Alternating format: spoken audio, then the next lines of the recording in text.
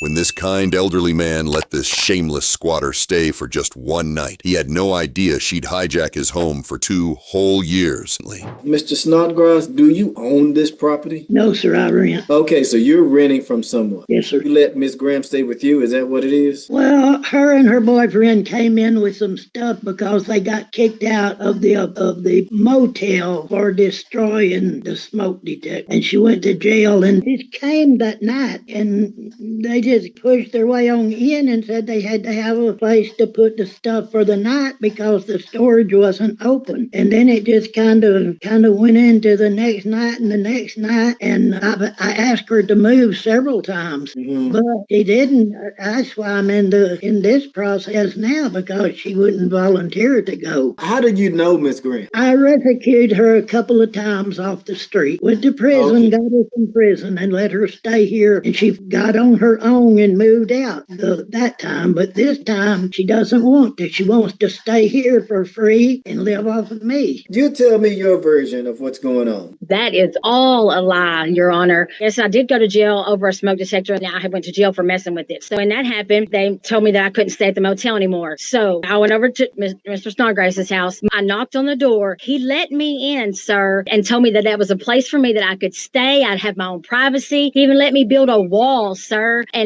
to where this is crazy that he is lying like this. The light bill is in my name. The deal was that I would pay the light bill, and so the light bill is in my name, which I pay with my debit card. I'm not pay no rent. I could tell you the real reason why I believe that he is kicking me out is because of him on me and touching on me and stuff inappropriately. I wasn't ever going to say anything about it because at the time I didn't have anywhere to go, and he would do it. And then one time it was kind of bad, and I kicked him off of me, and ever since then he's told me to get out. So let me ask you this, Miss Graham. Seeing the conditions that you're under, and I can see the rest that in the expressions in your face. Have you thought about just getting out? It was going to take me a minute because, like I said, I don't have family, and even if I probably could have found somewhere to go, but my safety, I just didn't want to just up and just go somewhere and not be safe, so it was taking me some time. Okay, so to you, Miss Graham, I see that the emotion in you. Well, I'm hoping that your emotions expedite you getting out of his house. You have 6 days from today's date to finish moving your stuff out. If you feel like you have rights to that property, you can appeal my decision of dissolving this subleasing relationship. What happens then? If it's that bad,